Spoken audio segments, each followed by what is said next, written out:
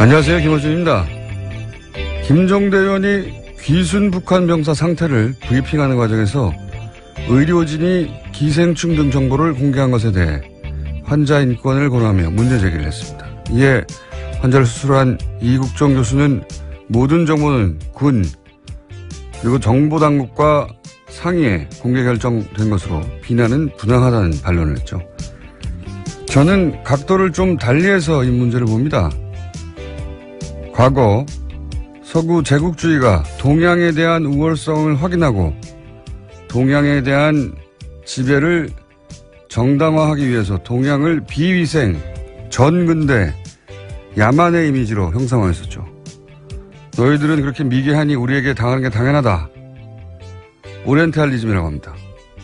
환자 인권으로 표현된 김종대 의원이 느낀 불편함의 본질은 우리 남한이 목숨을 걸고 기순한 한 병사의 기생충까지 동원해서 북한에 대한 우월성을 확인하고자 하는 그런 졸렬함에 대한 것이 아니었을까.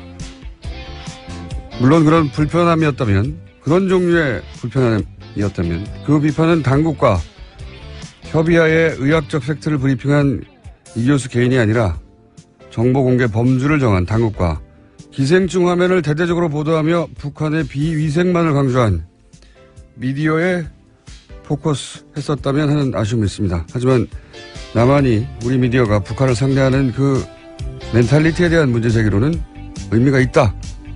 김원준 생각이었습니다.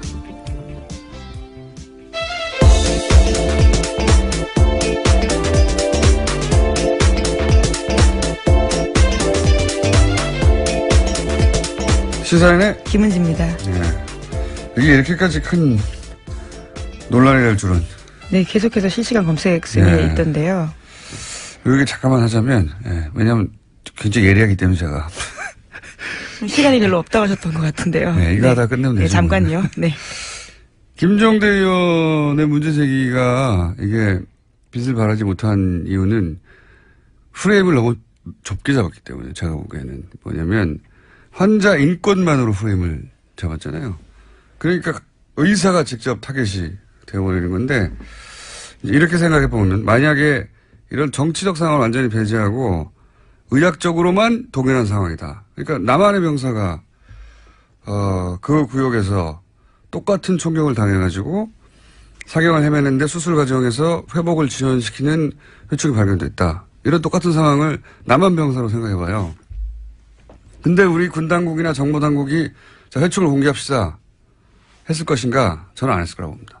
그리고 미디어가 그걸 크게 종편에서 기생충 화면을 집중적으로 띄웠을 것인가? 저는 안 했을 거라고 봅니다. 만약에 그렇게 했으면 그 남한 병사 그러면 향후 사회생활 어떻게 하라고 하냐, 이런 인권 문제나 사생활 보호 문제 당연히 나왔겠죠. 그러니까 그런 측면에서 인권을 이제 얘기한 거예요. 그렇게 생각하면 기생충 화면을 대문짝만하게 보도한 종편이나 보수매체의 졸렬한 의도나 제가 얘기한 그런 멘탈리티 문제가 있다. 그런 차원에서 지적의 의미가 있는데 이게 문제는 뭐냐면 이 사건은 그렇게 단순히 의학적인 케이스가 아니다. 여기에 북핵으로 대치하는 상황에서 기순한 북한 병사. 총격당해서 위독한 북한 병사를 살려내는 남한의 의술. 게다가 평판이 아주 높은 의사. 여기에 이제 남한보다 굉장히 열등하다고 비위생적인 북한을 알리기 좋은 기생충이라는 소재의 등장. 그걸 놓치지 않고 막 화면에 뿌려대는 종편. 보수매체 이런 복합적 요소가 다 중첩되어 있거든요. 근데 그걸 단순히 환자 인권이라는 프레임으로 이걸 다 도파할 수가 없다 도저히. 게다가 그 상대는 평판이 높은 의사인데 대중이 설득이 안 되는 거죠. 프레임을 너무 좁게 잡았다는 건 그런 의미다. 저한테 문의를 하시기 바랍니다. 김종대 의원님. 자, 첫 번째 뉴스는 뭡니까?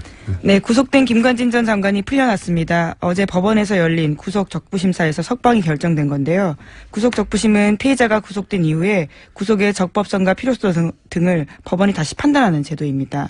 댓글 부대 관련 혐의로 구속된 지 11일 만에 그러니까 풀려나게 된 건데요. 관련한 판단을 한 법원 같은 경우에는 위법한 지시 및 공모 여부에 대한 소명의 정도, 변소 내용 등에 비춰볼 때 범죄 성립 여부에 대한 다툼의 여지가 있다라고 판단했습니다. 뿐만 아니라 김관진 전 장관의 주거가 일정하고 도주 우려나 증거인멸의 염려가 없다라고 판단했습니다.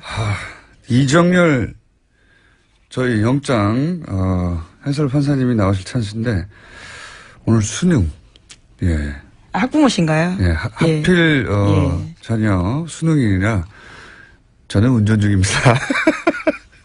그래서 그렇다고 우리가 이게 포기할 수 없잖아요. 네, 방송을 듣고 계실 수도 있겠네요. 대타 있습니다. 양지열 변호사라고. 예, 대단히 부족하지만 잠시 후에 요소를 또 해설하기 위해서 대타 양변을 연결할 예정입니다.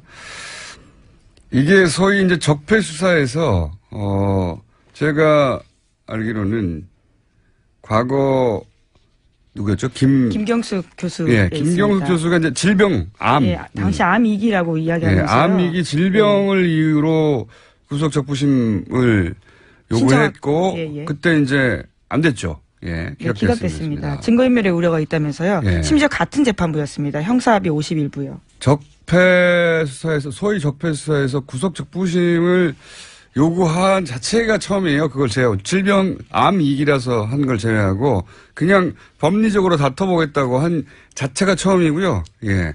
석방된 것도 당연히 그럼 처음이죠.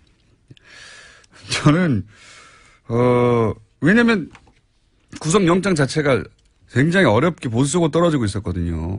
그러니까 구속영장까지 떨어졌는데 또 한 번 묻는 이런 사례가 없어요, 사례가. 그래서 저는 이걸 신청한 자체가 될 줄 알았나? 하는 생각이 들 만큼 이례적이고 떨어진 건 더 이례적이죠. 이상합니다. 대통령에게 보고하고 지시 받았다고 직접 얘기했는데 부하들은 또 구속됐거든요. 해설은 다소 부족하겠지만. 왜 자꾸 부족하다 그러시는 건가요? 영장 실질심사를 안 해본 분이잖아요. 이분은. 네, 양변과 잠시 후에 해보기로 하겠습니다. 다음 뉴스는요? 네, 어제도 박근혜 전 대통령의 세월호 참사 발생 당시에 성형시술 의혹에 대해서 말씀드렸는데요. 또 다른 성형시술 내용에 대해서 SBS가 추가로 보도했습니다. 세월호 실종자 수색이 난항을 겪을 때도 참사 이후 처음 대국민 사과를 발표할 즈음에도 박근혜 전 대통령에 대한 성형시술이 이뤄졌다라고 특검이 판단하고 있다라는 겁니다. 시점은 5월 12일과 13일인데요. 비선 의료를 했던 김영재 원장 그리고 또 부인까지도 카드 사용 내역과 휴대전화 위치 기록을 바탕으로 특검이 그렇게 판단했다라고 합니다. 어제는 이제 세월호 사고 이틀 후에 적어도 이틀 후에는 시술을 하는 것이 거의 분명해 보인다는 게 특검의 조사 보고서였는데 그게 공개됐고 저는 개인적으로는 세월호 사고 당일도 미용과 관련된 일정이 있었다라고 보는 것이 그때 일정을 비워두고 있었고 미리. 네, 수요일 날 일정이 없었습니다. 그리고 미용사에게 전날 오지 말라고 통보해 두었고 그렇다면 사전에 예약된 그리고 그로부터 9일 동안 미리 일정이 안 잡혀 있었고 사전 예약된 어떤 미용 관련 일정이 있었을 거라고 강력히 추정하는 바가 있고 지금 추가적으로 나온 것은 이제 그 이후에 거의 한 달여간 수색을 하고 그리고 이제 사실 그 당시만 되돌아가 보면 전 국민이 이제 화면을 지켜보며 혹시 추가 그렇죠. 굉장히 충격받고 슬퍼하고. 그다음에 오늘은 수색을 한다. 유가족들 인터뷰하고 그리고 이제 길에 나가서 뭘 사질 않는다. 사람들이 저녁에 술을 안 마신다. 이럴 정도로 그런 상황이었는데 계속해서 수술을 했다는 거죠. 예. 네, 5월 한 달에만 비선의사 부부가 최소 5차례 방문했다라는 것이요. 특검의 판단입니다. 이해할 수 없습니다. 저는 정말. 하여튼 그런 게 밝혀지고 있는 와중입니다. 네. 다음 뉴스는요? 네, 세월호 관련된 소식 하나 더 전해드리면요. 지난 17일에 세월호 선체에서 유골이 발견됐습니다. 그런데 해양수산부가 이를 은폐했다라는 건데요. 추가 수색 여론이 형성될 것을 우려해서 일부러 그랬다라는 의혹이 일고 있습니다. 5명의 세월호 미수습자 가족들은 이를 모른 채 지난 18일에 시신 없는 장례식을 치렀는데요. 당시 유골 수습 보고를 받았던 해수부 현장수습본부의 김현태 부본부장이라고 있습니다. 이 같은 사실을 세월의 선처조사위원회에 홍보하지 않았다라고 합니다. 그러면서 현장에서요. 자신이 책임질 테니 유골 수습 사실을 누구에게도 알리지 말라라고 지시했다고 합니다. 그러니까 이제 이 미수습 가족들하고 여기서 그칩시다. 여기까지만 합시다라고 다 얘기 돼 있는데 또 유골이 나오니까 그럼 연장하게 될까봐 이 사실을 숨겼다는 거잖아요. 저는 이게 현장의 부본부장 정도가 내릴 수 있는 결정이 아니라고 봅니다. 예.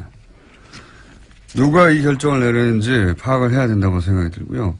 본인이 유골이 나왔는데 이제 그만하자라고 결정할 위치에 있는 사람이 저는 아니라고 보거든요. 예. 이게 이제 그래서 겨우 5일 만에 들켰잖아요. 누가 왜 이런 결정을 내리는지 반드시 파악해야 봐야 된다고 보고 문재인 대통령도 여기에 대해서 왜 이런 일이 벌어졌냐고 이해할 수 없다고. 그렇게 이야기했죠. 유골이 나오면 계속 수습해 가야 되는 거고 찾아야 되는 거거든요. 이걸 접어야 했던 이유가 뭔지 추가 취재가 반드시 필요한 대목인 것 같습니다. 누가 이런 결정을 내리려고 한 건지. 다음 뉴스는요? 네, 검찰이 추명호 전 국정원 국장이 이명박 정부와 박근혜 정부 때 모두 정치에 관여해서 국정원법을 위반했다라고 판단하고요. 재판에 넘겼습니다. 이와 관련해서 특히 눈에 띄는 게 우병우 전 수석과 관련된 지시인데 추 전 국장이 이석수 전 특별감찰관을 불법 사찰한 것이 우병우 전 수석의 지시로 이뤄졌다라고 결론 내렸다고 합니다.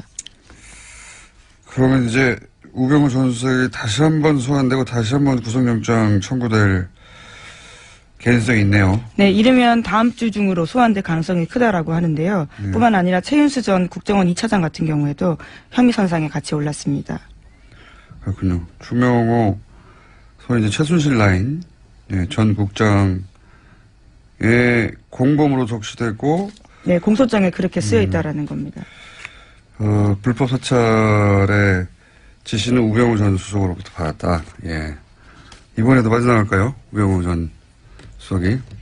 그런 뉴스가 있고요. 그 외에 양지열 변호사 연결되어 있기 때문에. 네, 하나만 더 전해드릴까요?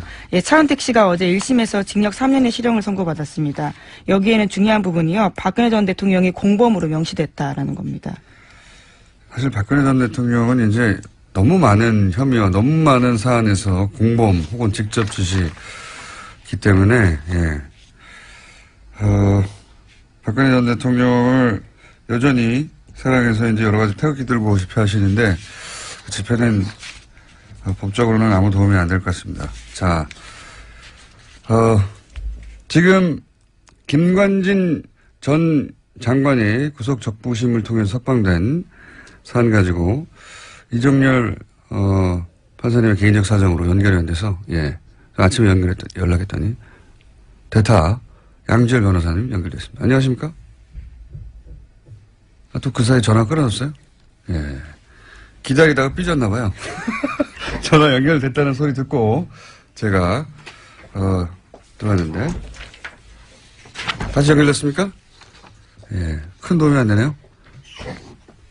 지금 30초를 까먹었어요. 변호사님?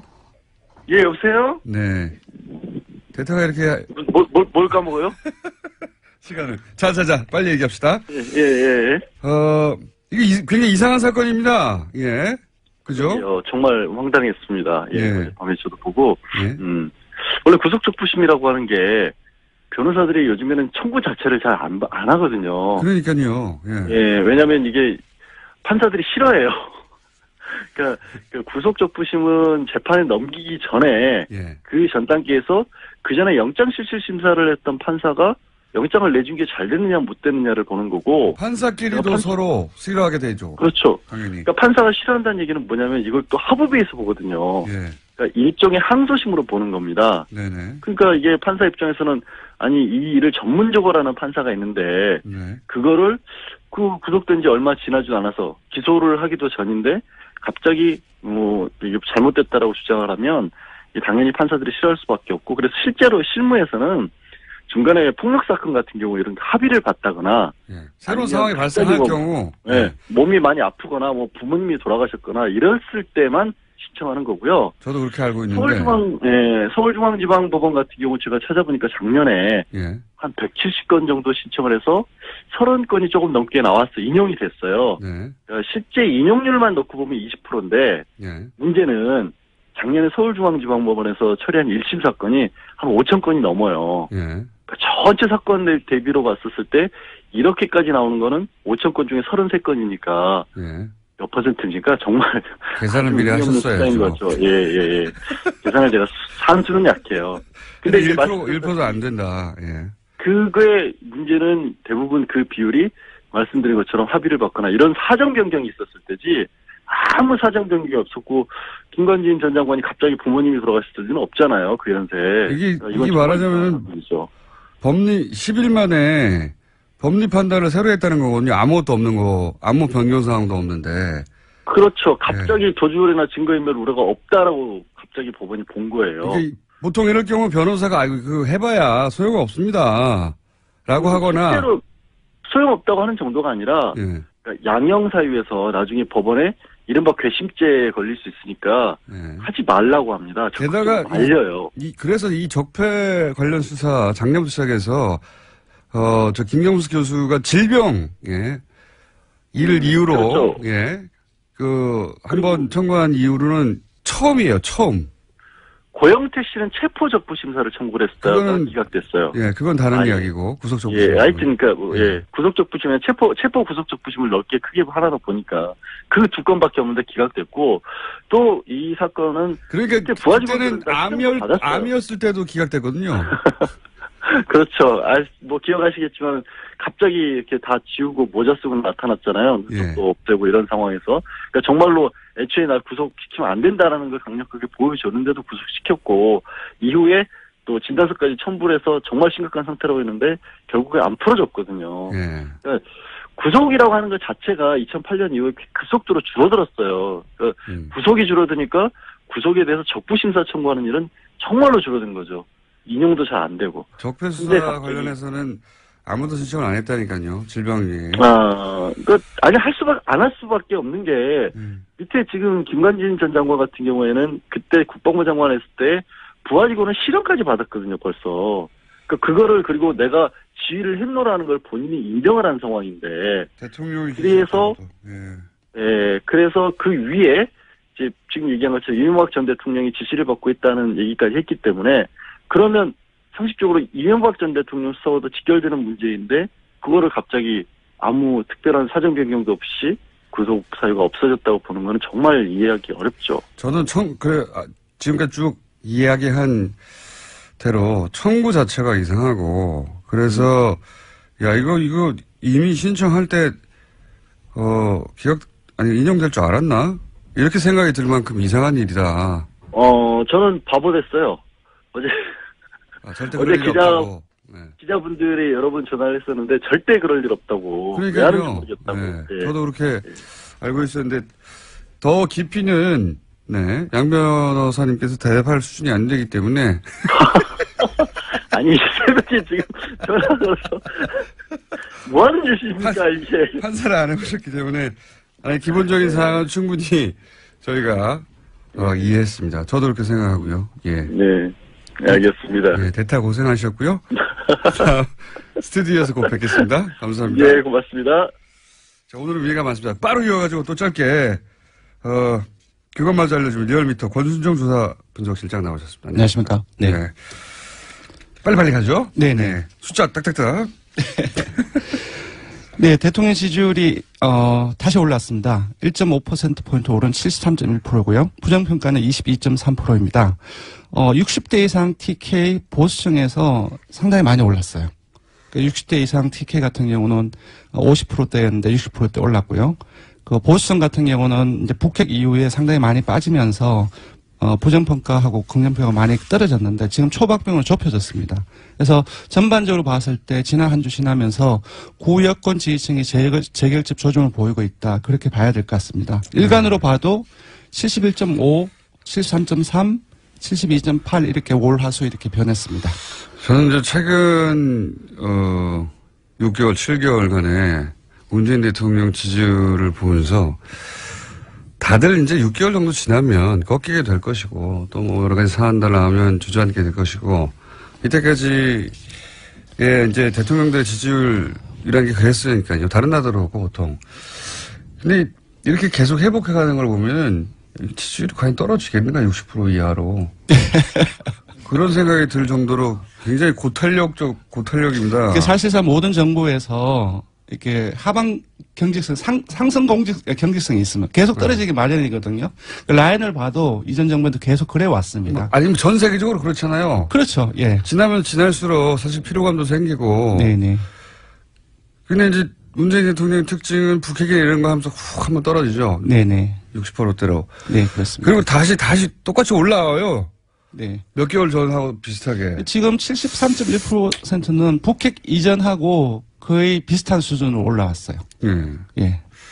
신기한 지지율 상황이고요. 어쨌든 돌아왔고요. 예. 네네. 정당으로 넘어가면 이번 주 주목할 것은 국민의당이 최저 지지율을 경신했습니다.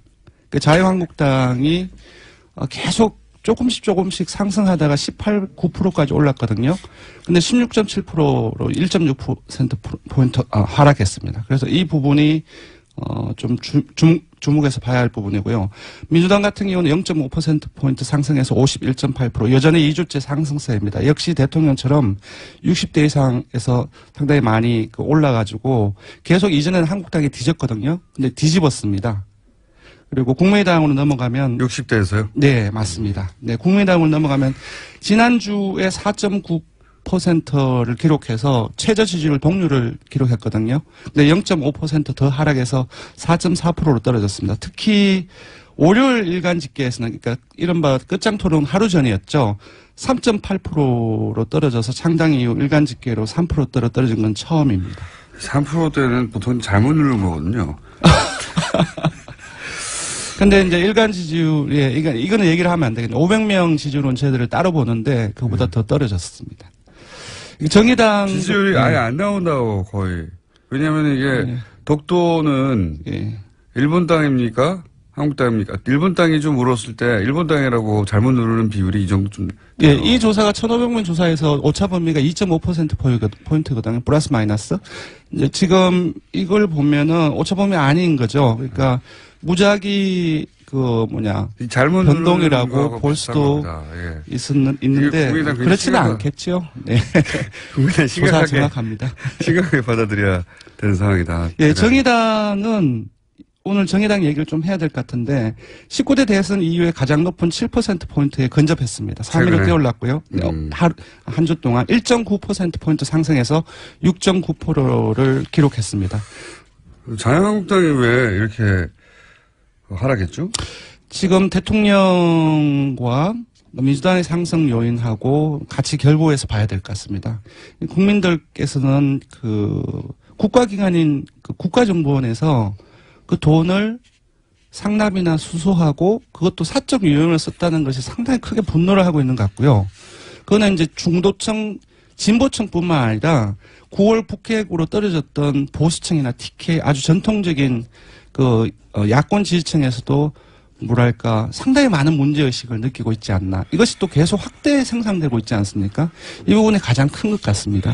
자유한국당에서는 이제 11명이 새로 합류한 것에 대해서 굉장히 의무부여를 많이 했는데 그 효과가 생각보다 크진 않고 바른정당이 빠져나간 것도 바른정당이 미치는 타격 정도가 생각보다 크지 않고 그러네요. 네, 바른정당은 지금 빼먹었는데 0.1%포인트 하락해서 5.6% 횡보했습니다. 근데 여기서 자세히 봐야 될 것은 TK에서 19대 대선 이후에 한국당에 거의 3분의 1 또는 4분의 1 수준까지 밀렸거든요. 처음으로 TK에서 절반 이상으로 한국당 지지율 절반 이상으로 넘어섰습니다. 오히려 TK에서 바른정당의 지지율이 올라가고 있다. 맞습니다. 네. 언더독 효과인 것 같기도 불쌍하잖아요. 네. 정치라는 게 이렇게 복잡합니다. 그러니까 지금 TK에서 많이 빠졌는데 빠지는 과정 속에서 민주당으로 가고 그 과정에서 바른정당 쪽으로도 일부 가지 않았나 알겠습니다. 싶습니다. 자, 이번에 간단하게 그것만 알려주마 항목을 정한 것은 포항 지진 직후에 수능을 연기했는데 그때 말들이 많았죠. 예, 일부 논란이 잘했냐 있었습니다. 못했냐 한번 짚어봤습니다. 압도적이었습니다. 잘했다는 응답이 83.6%였고요.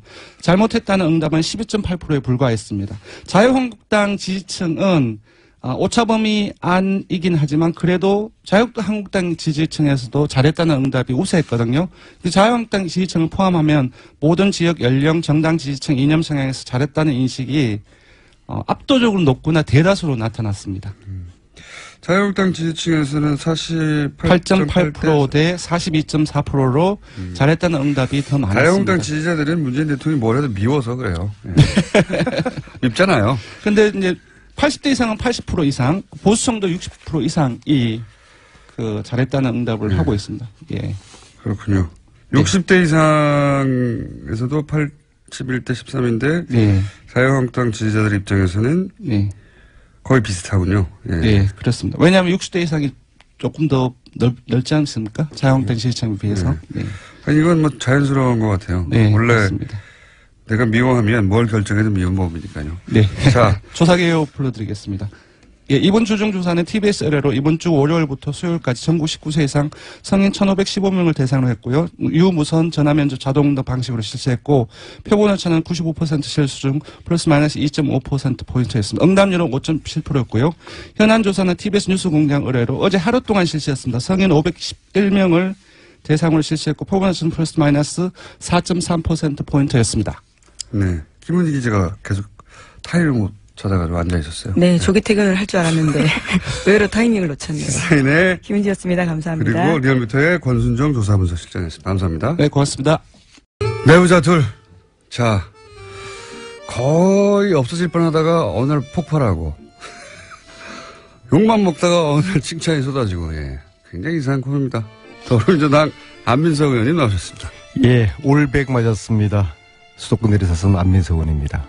무슨 말인지 좀 더 여쭤보기라고요. 자유한국당 김성태 의원님 나오셨습니다. 예, 김성태입니다. 전국의 59만 수험생 여러분의 수능 대박을 응원합니다. 또 그분들 방송을 지금 들을 수가 없어요. 그렇기 때문에 그 아이들을 위해서 1년 동안 헌신하신 학부모 여러분들 노고에 깊이 치아를 드립니다.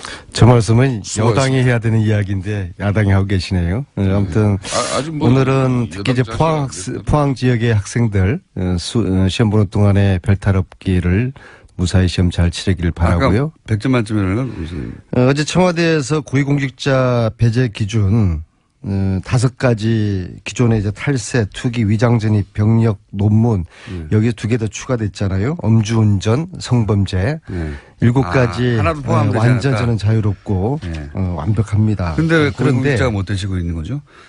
그거는 뭐 좀 때를 기다리고 있고요. 근데 거기다 딱 한 가지 빠진 게 좀 있는 것 같아요. 네. 정신 감정. 그것도 좋네. 정신 감정이요? 정신 감정. 정신 감정. 예, 왜냐하면은 지금 공수처 반대를 하고 있는 정치인들 있잖아요. 이분들 저는 정신감정 필요하다 봅니다. 정신 나간 분들이죠. 그래서 저는 이 7가지를 국회의원들에게 고스란히 적용시킬 필요가 있다고 봅니다. 그러면 정치가 더 신뢰가 받을 수 있을 것이고요. 공수처라는 거는 국회의원, 검사들, 고위 공직자들을 수사를 하기 위한 특별 기구를 만든다는 거 아닙니까? 대통령도 수사 대상이잖아요. 심지어 대통령도 받겠다는 거 아닙니까? 그러면은 권력을 가진 사람들의 비리를 특별히 조사하고 관리하는 이 공수처를 반대하는 거는 싫다는 거거든요. 내 목에 칼 들이대는 거 싫다는 거거든요. 자유한국당 입장에서는 그거가 이제 야권에 주로 타겟을 삼을 것이다. 이런 이제 의혹을 그러니까 가지고. 반대하는 이유는 한번 몇 가지가 되는데요. 이게 정신 나간 짓이죠. 정신 감정 받아야 됩니다.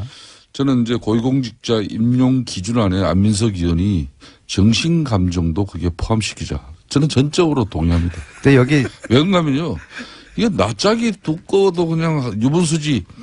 대통령 공약으로 내걸어서 대통령이 되면은 이 5대 비리 배제 원칙을 가지고 공정한 인사를 하겠다. 이렇게 천명해서 대통령 된 사람이 그건 지금 현재 195일 동안, 근 7개월 동안에 이 내로남불 인사들, 이 부적격 인사들 줄줄이 임명했던 청와대가 지금 아주 이제 홍종학 인사 다 억지로 다 하고 나니까 고위공직자의 임용 기준을 발표한다는 게 이게 가당키나 한 말입니까? 참, 한 일주일 열흘이라도 있다가 해야지 말해. 사람들이 철판을 깔아도 이만저만 철판을. 한번 이야기해보세요, 안민석이. 김성태 의원은 본인 목에 칼들이 되는 공수처를 이제 반대하시는 저런 논리는. 아니, 지금. 정치가 제가 이전에 이제 박쥐 정치 이야기했잖아요. 박쥐 정치 말고 갈치 정치라고 들어봤어요? 갈치 정치를. 갈치라는 생선은 동료를 먹고 자라요. 그러니까 위기 때마다 상대방을 끌어들이는 이런 물타기를 하면서 이 자신의 생존을 해나가는 이 갈치 정치 있잖아요. 아니, 본인 의원 공격하고 저 이야기 들어보세요. 상대방 무조건 공격하고 하면서 하는 이런 갈치 정치. 이게 저 논리를 지금 저대로 갈치 정치 논리거든요. 집권당 중진 의원으로서 제 이야기 좀 들어보세요. 대통령까지도 내 목에 칼을 대라. 우리 가족들, 주위 친척들 집중적으로 조사하고 관리하는 공수처 이거 내가 받아들이겠다고 하는데 왜 야당 의원들이 공수처를 반대합니까? 자, 우리 안민석 의원님 지금 첫 주제는 고위공직자 임용 기준안 발표 관련해가지고 안민석 의원이 정신감정도 여기 하나 더 넣자 그래서 지금 이 주제를 가지고 우리가 이야기하고 있는데 인정할 거는 해야지. 그럼 좋아요. 이런 고위공직자의 임용 기준 5대 배제 원칙을 이렇게 명확하게 내세우면은 지금까지는 그거 적용 안 시키면서 대통령 공약 때 내나 한 얘기예요. 그런데 어저께 이제 홍종학 장관 임명하고 나자마자 이걸 이제 발표를 했는데 그러면 대통령이 우선 사과라도 해야 되는 거 아닙니까? 그리고 두 번째는 이런 임용 기준안을 대통령이 이미 대선 공약 때 내걸고 대통령이 당선되면 이런 인사 기준 원칙을 가지고 고위공직자를 임명하겠다 했는데 그런데 캠코드 인사한 거 아니에요. 캠프, 코드, 더불어민주당 인사로 끊임없이 이렇게 지적을 받았는데도 이게 인사 간행 적폐가 아니고 뭡니까? 그러면은 이렇게 제대로 검증을 하지 못한 누군가는 청와대 주변의 참모가 책임도 지고 대통령도 사과하면서 앞으로 나는 7개월 동안 인사를 한다고 했는데 내가 참 누워서 침 뱉는 격이 됐는데 하지만 앞으로는 정말 이렇게 잘하겠다. 이래 해야지. 그 이야기 하다가 갑자기 공수처 이야기. 문제는 저러한 갈치 정치의 논리를 대부분의 국민들이 공감하지 않는다는 거예요. 문재인 대통령에 대한 지지도가 계속 70%대를 유지를 하고 있어요. 그렇다고 그러면은 중도를 다 끌어들인 거거든요. 문재인 대통령의 하는 정치 행태라든지 지진 대책이라든지 안보 정책이라든지 이런 국민들의 민심을 거슬리는 게 아주 일상화가 됐어요. 자유한국당이 이렇게 해가지고는 이 보수가 다시 살아남기 힘들고요. 공수처를 반대하면은 솔직히 우리가 지연제가 많으니까 공수처 이거 신설되면은 우리 자한당 국회의원들 중에서 살아남을 사람들 절반도 안 될 테니까 이게 두렵다. 이거 좀 살려달라. 차라리 우리한테 물밑에서 하소연하고 선처를 부탁하면은 인간적으로 좀 그래도 좀 봐주기라도 하죠. 근데 지금 그 이야기를 지금 말씀이라고 하세요? 자기들 지연제가 들춰질까봐 공수처 반대하면서 청와대 뭐 대통령 직속 제1급 수석 비서관 반대 논리를 대는 청와대 정무수석도 지금 현재 이제 특히 김관진 전 장관 안보실장 풀려난 거 있어가지고 저는 오늘 이 아침에 붕괴를 금치 못하겠어요. 저는 김관진의 구속으로 최순실의 이 무기 쪽에 이 화산이 폭발되지 않을까를 기대를 했거든요. 왜냐하면은 제가 받은 제보 중에서 김관진 안보실장이 합참의장을 마치고 2009년, 2010년 2년을 안민석 의원님은 딸들과 가족들과 함께 워싱턴에서 2년을 본인이 살아요. 왜 전병헌 정무수석이 청와대 제1급 참모로서 아주 많은 그 비용이 필요하거든요. 구속 수사가 되고 있는데 대해서는 왜 한마디 저렇게 또 부탁을 하시네요. 네? 잠깐만 제 이야기하고서 말씀드리세요. 아니 내가 아까 본 내 얘기를 합니다. 자, 저 이야기를 하면 안 돼요. 굉장히 지금 아주 지금 사법 말을 막으신 이유가 뭐죠? 판단도 저렇게 자기네들 마음에 들지 않으면 김관진 이야기하고 난 다음에 듣고 난 다음에 이야기를 하세요. 중요한 말씀하는 겁니다. 새로운 정보인 것 같아서 이 얘기만 듣고. 그래서 그 2년 동안에 김관진 안보실장이 그 2년 동안에 그 생활 비용을 외국의 방산업체에서 후원을 했다는 제보를 제가 받았거든요. 자, 그러면 간단해요. 그러면은 2년 동안에 김관진 실장이 무슨 돈으로 그 생활비 많은 비용을 미국에서 2년 동안 그건 계좌 조사하면 금방만에 나오는 것이죠. 2년 그래서 동안에 미국의 방산업체로부터 말하자면 생활비를 받았다. 아마 4인 가족이 워싱턴에서 2년 동안 살았으면은 아마 100만 불 이상 정도는 썼을 거라고 보거든요. 과연 그 돈을 김관진 안보실장이 개인 돈으로 쓰지는 않았을 것 같은데 그 제보에 의하면은 방산업체가 후원을 미국의 방산업체 받았다. 예, 미국의 방산업체가 나중에 우리나라에 무기도 파는 업체입니까? 예, 그래서 이게 최순실하고 저는 연관이 된다 보거든요. 왜냐하면 저는 최순실이가 문화계 농단, 체육계 농단 하면서 결국엔 돈을 빼먹은 거 아닙니까? 이건 사실 무기에 비하면 끈값이죠. 돈을 사랑했던 진짜 대통령 최순실이가 과연 무기에 손대지 않았을까? 손대지 않았을까요, 공장장?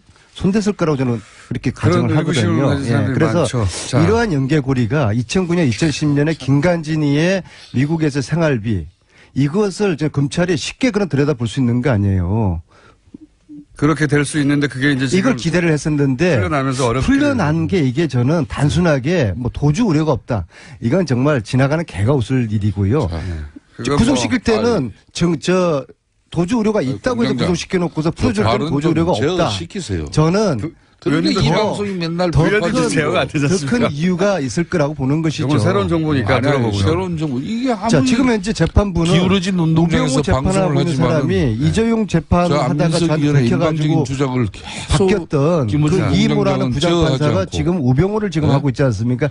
재판부의 현실이 지금 미렸습니다. 아니, 저분이 재판부의 이런 자신의 주장이나 자신의 자, 오케이. 자, 김성태 의원님 말씀 한번 해보세요. 하고 싶은 말씀 해보세요. 제가 이렇게 한 2년 가까이 우리 안민석 의원님을 지켜보면은 본인이 의혹 제기하고 본인이 이렇게 문제를 야기한 부분에 대해서 검찰이 또 제대로 수사해가지고 또 이렇게 구속적부심에서 이렇게 구속이 이루어지면 뭐 검사나 판사 칭찬하고 또 판사가 그걸 이렇게 기각하면은 또 재판부 그냥 욕하고. 자, 이런 것도 사법부의 판단 자체를 갖다가 우리가 존중해줘야지. 지나가는 개도 이걸 웃지 않겠냐 이러면은 이 방송에서 어떻게 되겠습니까? 김관진 실장은 그래도 대한민국의 군인으로서 대한민국 국가 안보를 위해서 평생을 바친 분이에요. 예? 새로운 의혹 좋습니다. 미국에서요, 뭐 어떤 의혹을. 그 의혹은 다시 대한민국 검찰에 제보를 받은 게 있으면 제공을 하세요. 제공을 하셔가지고 당당하게 또 검찰이 수사를 해서 잘못이 있으면은 또 처벌을 받을 수 있도록 하면 되는 것인데, 근데 대체로 제가 요 근래 이렇게 보면은 안민석 의원께서 제보를 받고 요 근래 의혹 제기하는 부분은 거의 헛발질이에요. 예? 김광석 씨 부인 서모 씨 건도 뭐 그것도 헛발질 된 거고 대한민국 국민들이 다 알죠. 예? 뭐 그 애도 저는 너무 많이 알지만은 방송 관계상 또 뭐 괜찮습니다. 이야기해보세요. 또 뭐가 있는지. 자, 최순실 진실은 신만이 아는 것이죠. 그러니까 아까 이제 고위공직자 저를 검찰에 고발해야지 뭐 쓸데없이 뭐 권익위원회 권익위원회가 인권위원회 왜 검찰에 고발하세요. 검찰에. 그 안철수 의원도 왜 최순실 보고 검찰에 안민석을 고발하라고 그러세요. 그러니까 안철수 의원이 그렇게 한동안 또 두 분의 간의 관계를 개선하기 위해서 왜 그 전부 고소를 취하했어요. 근데 얼마 전에 다시 또 고발됐잖아요. 안철수 쪽에서. 안철수 의원을 얼마 전에 만났는데 이건 자기가 납득하고 이해가 되지 않는 정치 행위를 한다는 거예요. 서로 이해가 안 가는 안철수 대표가 저를 이해를 못 한다는 겁니까? 저거 우연찮게 국회 본회의장 로텐도홀 밑에서 만났는데 그 얘기를 하더라고요. 그래서 제가 하는 이야기는 아니 말 한마디 최순실 재산 환수 그 몰수 특별법 국민당이 소극적이다라고 이야기를 한 그것이 안철수 쪽에서 저를 검찰에 고발할 만한 그런 문제입니까? 그렇게 하면은 국회의원들 그냥 뭐 밤낮 고발 당하는 것이죠. 제가 이야기한 거는 국민당에서 아무런 액션이 없으니까 소극적이라고 이야기를 한 건데, 근데 작년 11월 달에 자신들이 그 특별법을 당론으로 발의했다고 그러더라고요. 공장장. 알고 계셨어요? 지금 그 얘기는 몇 번이나 몰라요. 아무도 몰라요. 예. 아무 일도 하지 않았으니까. 안철수 대표 소극적이었다고 이야기한 것이 검찰에 고발을 당할 그런 사안입니까? 자, 세 번째 검찰 고발을 당하고 있어요. 안철수 측으로부터. 자리 좀 바꾸세요. 자, 그러면은 앵커를 시키고. 안철수 대표 개인이나 정당 간에나 고소 고발은 최대한 자제해야 되는 거죠. 바른정당과 국민의당 통합 얘기도 잠깐 해봐 주시면요.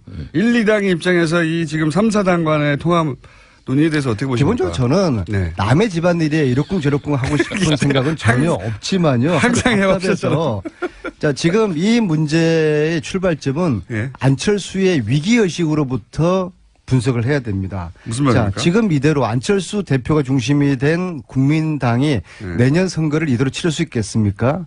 전패할 거예요. 전패하고 나면은 지방선거 이후에 안철수는 설 땅이 없는 겁니다. 정치 완전히 물러나야 되거든요. 그런 위기감에서 안철수 대표가 지금 좌충우돌 하고 있는 겁니다. 자, 자한당하고 바른당하고 국민당은 뿌리가 틀리잖아요. 여기에 통합, 연대 그런 이야기들을 막 아직 하고 5분 있는데요. 남았고요. 평상시대로 5분 가지고 한 10가지 정도 얘기할 수 저는 있습니다. 어쩌면은 안철수 대표가 보수 정당을 기반으로 해서 추후에 대권 후보에 대한 구상을 하고 있을 것이다. 그런 얘기도 있습니다. 그래서 빅텐트, 자한당과 바른정당까지 묶어서 후보가 되려는 그러한 욕심을 가지고 있을 것이다. 지방선거에서 자유한국당이 잘 안 되면 네네. 자유한국당에서 이제 대선 후보가 없구나 생각해서 나오는 분들과 이제 저는 여기 대해서 여기 대해서 국민당 내부의 호남 출신들은 택도 없는 소리라고 하거든요. 그래서 제가 볼 때는 국민당은 이미 심리적으로 분당이 돼 있는 상태입니다. 네. 자, 이제 아니. 자, 그러면 자유한국당 입장에서 그걸 어떻게 바라봅니까? 우리 아내님이 지난주는 좀 집권당 중진위원으로서 이렇게 품격과 품위도 지키시면서 했는데. 요즘 디거넛 엘리간스. 그러니까. 이 스탠스를 제가 유지하고 있어요. 한 주 만에 또 이 사람이 확 빼놨어요. 180도로. 김관진 풀려나니까 제가 제정신이겠습니까? 그러니까 이게 말이 됩니까, 이게? 아니, 그러니까 김어준 공장장이. 그렇지 않아도 이 기울어진 제가 운동장에서 방송을 하는데 다시 집어넣을 겁니다. 정신 상태가 저렇게 불안정하고 안 좋을 때는 방송 여기 출연시키지 마세요. 예? 정신 감정이 필요한 부분이에요. 그러니까 일단 와가지고 얘기를 해야 알 수 있으니까. 대한민국 방송 중에서 가장 방송진위원회에서 제재를 많이 받고 있는 방송이 이 방송. 제재를 많이 받고 있지 않습니다. 많이 받았죠. 정치권에서 많이 주장을 하고 있습니다. 15년에 특갈비 투명하게 공개하자는 주장을 왜 반대하셨냐고 이 산하를 이당 입장에서 제가 좀 이야기를 할게요. 예, 자, 그러면 이 제2당 입장에서 이제 3, 4당의 통합 문제에 대해서 특갈비 투명하자는 반대하는데 요 얘기 하고요. 특갈비 저분이. 안민석 의원께서 혼밥이다 뭐다 해가지고 안철수 대표를 공개할 때마다 제가 대려 방송에서 균형성이나 공정성 때문에 본의 아니게 안철수 대표 변론도 많이 했지 않습니까? 근데 오늘은 제가 한마디 하겠어요. 일정 부분 어찌 보면은 안민석 의원 말씀에 동의가 되는 건데 안철수 대표가 국민의당과 바른당이 통합하면 지방선거에서 제2당으로 등극한다는 것은 이건 한마디로 아직까지 꿈을 꾸고 있는 거죠. 정치는 살아있는 생물이고 현실인데 선거 승리를 위해서는 정치는 수단과 방법을 가리지 않습니다. 그렇지만은 그 안철수 대표께서는 정치 공학적인 발상이 과연 이 안철수 대표가 이야기하는 새 정치였는지 그건 되묻지 않을 수 없는 것이고 지난 5선 동안 이 새 정치를 뭐 이렇게 지향하면서 이렇게 정치권에서 활동을 했지만은 이 시간 5년이면 길입니다. 대통령 임기 5년이에요. 그런데 안철수 대표는 5년 동안 보여주지 못했어요. 내가 MB 아바타입니까? 뭐 이런 정도의 아직 그 정치의 큰 틀을 벗어나지 못하고 있는데 그렇다고 해가지고 지금 안민석 의원이 속한 민주당은 국민의당을 늘 해치하는 같은 정당이에요. 그래서 결정적일 때는 어떻게 꼬시는지 하여튼 결정적인 도움을 받아내요. 그럴 때는 해치 정당이고 우리는 행제 정당이고 협치요. 별 이야기를 다 하면서 또 이런 방송에 나와서는 저런 이야기를 하면은 내가 안철수라 그래도 민주당 사람들은 믿질 못하는 것이고 차라리 뭐 적지만은 바른정당하고 뭐 이렇게 통합이라도 해서 좀 기반을 갖춰보려고 하는 그 처절한 몸부림에 너무 큰 비난을 하지 맙시다 우리가. 안철수 대표와 국민당하고는 저희들은 구분해서 봐야 된다고 보고요. 하여튼 남의 집안 이야기 그만하고요. 저는 왜 그 새누리당과 김성태 당시에 저하고 같이 15년도에 이맘때 예결위 간사를 함께 했잖아요. 네. 왜 특수활동비를 좀 줄이고 홍준표 대표 특수활동비 공개하자는 이야기를 그 주장을 왜 반대했는지 하고요. 홍준표 대표 역시도 지금 갈치 정치를 하고 있는 겁니다. 느닷없이 원혜영 대표로 끌어들여가지고 내가 당신한테도 운영비 주지 않았냐. 이거 김성태 의원님 의견을 좀 들어봐야겠고요. 네. 왜 반대를 하셨어요? 예, 이 국정원의 특활비를 가지고 청와대가 받아 쓴 것이 드러나면서 이 논란이 시작됐는데 문제는 이 특활비가 개인 사적인 용도로 잘못 쓰여졌다면은 이건 이제 용처에 대해서는 검찰이 수사를 할 건데 첫 번째는 국정원을 지휘 감독하는 청와대가 국정원으로부터 특수활동비를 받은 것 자체가 뇌물이라는 상납받은 청와대 상납받은 그 그러니까 돈을 그 40억을 누가 어떻게 썼을까요? 두 번째는 특수활동비를 정해진 용도가 아닌 다른 곳에 쓴 것이 국고소득입니다. 네, 공소장에 그렇게 쓰여 있다라는 겁니다. 불법 사찰의 지시는 우병우 전 수석으로부터 받았다. 예. 이번에도 빠져나갈까요? 우병우 전 수석이. 그런 뉴스가 있고요. 그 외에 양지열 변호사 연결돼 있기 때문에. 네, 하나만 더 전해드릴까요? 예, 차은택 씨가 어제 1심에서 징역 3년의 실형을 선고받았습니다. 여기에는 중요한 부분이요. 박근혜 전 대통령이 공범으로 명시됐다라는 겁니다. 사실 박근혜 전 대통령은 이제 너무 많은 혐의와 너무 많은 사안에서 공범 혹은 직접 지시기 때문에, 박근혜 전 대통령을 여전히 사랑해서 이제 여러 가지 태극기 들고 집회 하시는데, 그 집회는 법적으로는 아무 도움이 안 될 것 같습니다. 자, 지금 김관진 전 장관이 구속 적부심을 통해서 석방된 사안 가지고 이정열 판사님의 개인적 사정으로 연결이 안 돼서 아침에 연락했더니 대타 양지열 변호사님 연결됐습니다. 안녕하십니까?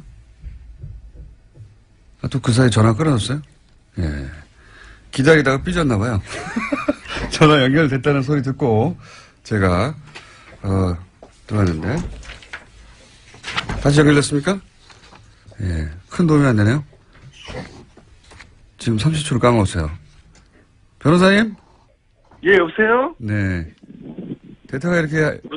뭘 까먹어요? 시간을. 자, 빨리 얘기합시다. 예.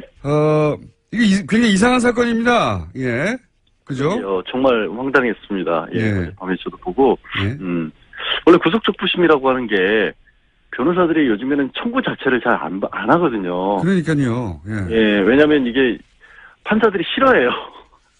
그러니까 그 구속적부심은 재판에 넘기기 전에 그 전 단계에서 그 전에 영장실질심사를 했던 판사가 영장을 내준 게 잘 됐느냐 못 됐느냐를 보는 거고 판사끼리도 서로 싫어하게 되죠. 그렇죠. 당연히. 그러니까 판사가 싫어한다는 얘기는 뭐냐면 이걸 또 합의에서 보거든요. 예. 그러니까 일종의 항소심으로 보는 겁니다. 네네. 그러니까 이게 판사 입장에서는 아니 이 일을 전문적으로 하는 판사가 있는데 그거를 구속된 지 얼마 지나지도 않아서 기소를 하기도 전인데 갑자기 이게 잘못됐다라고 주장을 하면 당연히 판사들이 싫어할 수밖에 없고 그래서 실제로 실무에서는 중간에 폭력 사건 같은 경우 이런 합의를 받다거나 새로운 상황이 발생할 경우 몸이 많이 아프거나 부모님이 돌아가셨거나 이랬을 때만 신청하는 거고요. 저도 그렇게 알고 있는데 서울중앙지방법원 같은 경우 제가 찾아보니까 작년에 그걸 한다 유가족들 인터뷰하고 그리고 이제 길에 나가서 뭘 사지를 않는다 사람들이 저녁에 술을 안 마신다 이럴 정도로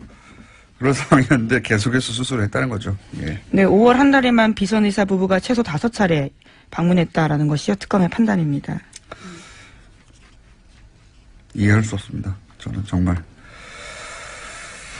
하여튼 그런 게 밝혀지고 있는 와중입니다. 네, 다른 수는요? 네, 세월호 관련된 소식 하나 더 전해드리면요. 지난 17일에 세월호 선체에서 유골이 발견됐습니다. 그런데 해양수산부가 이를 은폐했다라는 건데요. 추가 수색 여론이 형성될 것을 우려해서 일부러 그랬다라는 의혹이 일고 있습니다. 5명의 세월호 미수습자 가족들은 이를 모른 채 지난 18일에 시신 없는 장례식을 치렀는데요. 당시 유골 수습 보고를 받았던 해수부 현장수습본부의 김현태 부본부장이라고 있습니다. 이 같은 사실을 세월의 선처조사위원회에 통보하지 않았다라고 합니다. 그러면서 현장에서요. 자신이 책임질 테니 유골 수습 사실을 누구에게도 알리지 말라라고 지시했다고 합니다. 그러니까 이제 이 미수습 가족들하고 여기서 그칩시다. 여기까지만 합시다라고 다 얘기돼 있는데 또 유골이 나오니까 그럼 연장하게 될까 봐 이 사실을 숨겼다는 거잖아요. 저는 이게 현장의 부본부장 정도가 내릴 수 있는 결정이 아니라고 봅니다. 예. 누가 이 결정을 내렸는지 파악을 해야 된다고 생각이 들고요. 본인이 6월이 나왔는데 이제 그만하자라고 결정할 위치에 있는 사람이 저는 아니라고 보거든요. 예. 이게 이제 그래서 겨우 5일 만에 들켰잖아요. 누가 왜 이런 결정을 내렸는지 반드시 파악해봐야 된다고 보고 문재인 대통령도 여기에 대해서 왜 이런 일이 벌어졌냐고 이해할 수 없다고. 그렇게 이야기했죠. 6월에 나오면 계속 수습해 가야 되는 거고 찾아야 되는 거거든요. 이걸 접어야 했던 이유가 뭔지 추가 취재가 반드시 필요한 대목인 것 같습니다. 누가 이런 결정을 내리려고 한 건지. 다음 뉴스는요? 네, 검찰이 추명호 전 국정원 국장이 이명박 정부와 박근혜 정부 때 모두 정치에 관여해서 국정원법을 위반했다라고 판단하고요. 재판에 넘겼습니다. 이와 관련해서 특히 눈에 띄는 게 우병우 전 수석과 관련된 지시인데 추 전 국장이 이석수 전 특별감찰관을 불법 사찰한 것이 우병우 전 수석의 지시로 이뤄졌다라고 결론 내렸다고 합니다. 그러면 이제 우병우 전 수석이 다시 한번 소환되고 다시 한번 구속영장 청구될 개연성이 있네요. 네, 이르면 다음 주 중으로 소환될 가능성이 크다라고 하는데요. 뿐만 아니라 최윤수 전 국정원 2차장 같은 경우에도 혐의 선상에 같이 올랐습니다. 그렇군요. 추명호 소위 이제 최순실 라인 전 국장의 공범으로 적시되고 과거 누구였죠? 김경숙 교수. 예, 김경숙 교수가 이제 질병, 암. 예, 당시 암위기라고 이야기하면서요. 암위기 질병을 이유로 구속 적부심을 요구했고 그때 이제 안 됐죠. 예, 기각됐습니다. 증거인멸의 우려가 있다면서요. 심지어 같은 재판부였습니다. 형사합의 51부요. 적폐수사에서 소위 적폐수사에서 구속 적부심을 요구한 자체가 처음이에요. 그걸 질병 암위기라서 한 걸 제외하고 그냥 법리적으로 다퉈보겠다고 한 자체가 처음이고요. 예, 석방된 것도 당연히 그러면 처음이죠. 저는 왜냐면 구속영장 자체가 굉장히 어렵게 보수적으로 떨어지고 있었거든요. 그러니까 구속영장까지 떨어졌는데 또 한 번 묻는 이런 사례가 없어요, 사례가. 그래서 저는 이걸 신청한 자체가 될 줄 알았나? 하는 생각이 들 만큼 이례적이고 떨어진 건 더 이례적이죠. 이상합니다. 대통령에게 보고하고 지시 받았다고 직접 얘기했는데 부하들은 또 구속됐거든요. 해설은 다소 부족하겠지만. 왜 자꾸 부족하다 그러시는 건가요? 영장 실질심사를 안 해본 분이잖아요. 이분은. 양변과 잠시 해보기로 하겠습니다. 다음 뉴스는요? 네, 어제도 박근혜 전 대통령의 세월호 참사 발생 당시에 성형시술 의혹에 대해서 말씀드렸는데요. 또 다른 성형시술 내용에 대해서 SBS가 추가로 보도했습니다.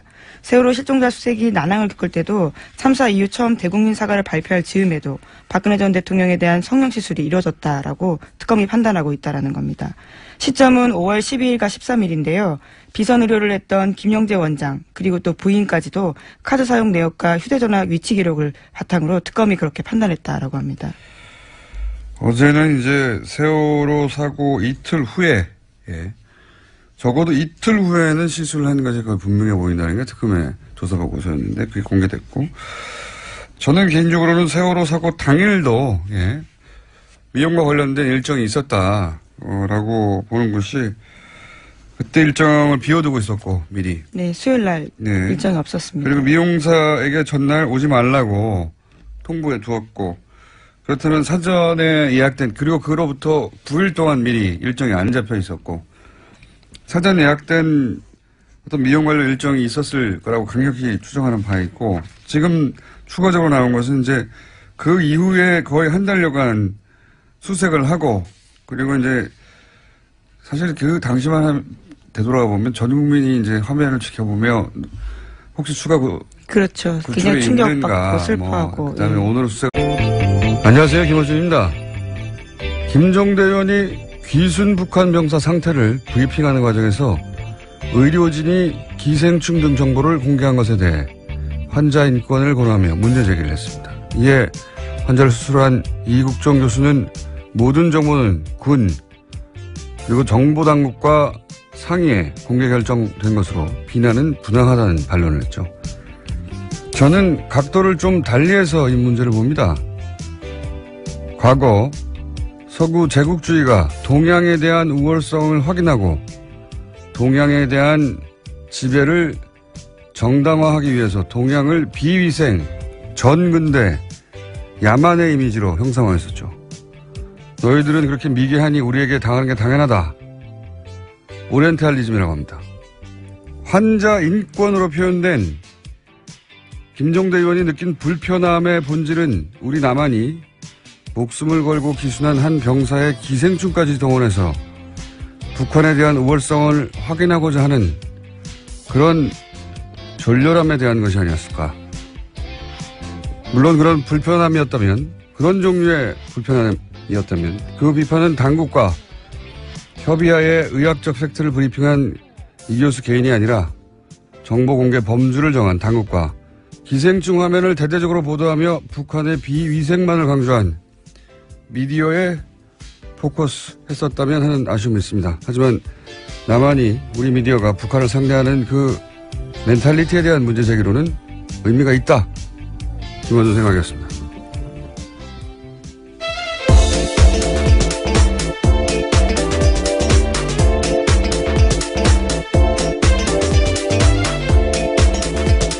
시사인의 김은지입니다. 네. 이게 이렇게까지 큰 논란이 될 줄은. 네, 계속해서 실시간 검색 순위에 있던데요. 여기 잠깐만 하자면, 왜냐면 굉장히 예리하기 때문에 제가. 시간이 별로 없다고 하셨던 것 같은데요. 네, 이거 하다 끝내면 되죠. 네, 잠깐요. 네. 김종대 의원의 문제 제기가 이게 빛을 발하지 못한 이유는 프레임을 너무 좁게 잡았기 때문에 제가 보기에는 뭐냐면 환자 인권만으로 프레임을 잡았잖아요. 그러니까 의사가 직접 타겟이 되어버리는 건데 이렇게 생각해보면 만약에 이런 정치적 상황을 완전히 배제하고 의학적으로만 동일한 상황이다. 그러니까 남한의 병사가 그 구역에서 똑같은 총격을 당해가지고 사경을 헤매는데 수술 과정에서 회복을 지연시키는 회충이 발견됐다. 이런 똑같은 상황을 남한 병사로 생각해봐요. 근데 우리 군 당국이나 정보 당국이 자, 회충을 공개합시다 했을 것인가? 저는 안 했을 거라고 봅니다. 그리고 미디어가 그걸 크게 종편에서 기생충 화면을 집중적으로 띄웠을 것인가? 저는 안 했을 거라고 봅니다. 만약에 그렇게 했으면 그 남한 병사가 그러면 향후 사회생활 어떻게 하라고 하냐, 이런 인권 문제나 사생활 보호 문제 당연히 나왔겠죠. 그러니까 그런 측면에서 인권을 이제 얘기한 거예요. 그렇게 생각하면 기생충 화면을 대문짝만하게 보도한 종편이나 보수매체의 졸렬한 의도나 제가 얘기한 그런 멘탈리티의 문제가 있다. 그런 차원에서 지적의 의미가 있는데 이게 문제는 뭐냐면 이 사건이 그렇게 단순히 의학적인 케이스가 아니다. 여기에 북핵으로 대치하는 상황에서 기순한 북한 병사. 총격당해서 유독한 북한 병사를 살려내는 남한의 의술. 게다가 평판이 아주 높은 의사. 여기에 이제 남한보다 굉장히 열등하다고 비위생적인 북한을 알리기 좋은 기생충이라는 소재의 등장. 그걸 놓치지 않고 막 화면에 뿌려대는 종편.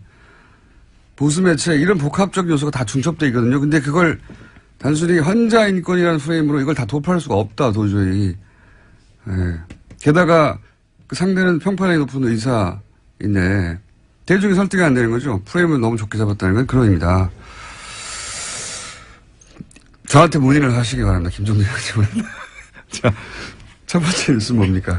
네, 구속된 김관진 전 장관이 풀려났습니다. 어제 법원에서 열린 구속 적부심사에서 석방이 결정된 건데요. 구속 적부심은 피해자가 구속된 이후에 구속의 적법성과 필요성 등을 법원이 다시 판단하는 제도입니다. 댓글 부대 관련 혐의로 구속된 지 11일 만에 그러니까 풀려나게 된 건데요. 관련한 판단을 한 법원 같은 경우에는 위법한 지시 및 공모 여부에 대한 소명의 정도, 변소 내용 등에 비춰볼 때 범죄 성립 여부에 대한 다툼의 여지가 있다라고 판단했습니다. 뿐만 아니라 김관진 전 장관의 주거가 일정하고 도주 우려나 증거인멸에 염려가 없다라고 판단했습니다. 이정열 저희 영장 해설 판사님이 나오실 찬스인데 오늘 수능. 예. 학부모신가요? 예. 하필 자녀 수능이라 저는 운전 중입니다. 그래서 그렇다고 우리가 이게 포기할 수 없잖아요. 네, 방송을 듣고 계실 수도 있겠네요. 대타 있습니다. 양지열 변호사라고. 대단히 부족하지만 잠시 후에 요소를 또 해설하기 위해서 대타 양변을 연결할 예정입니다. 이게 소위 이제 적폐 수사에서 제가 알기로는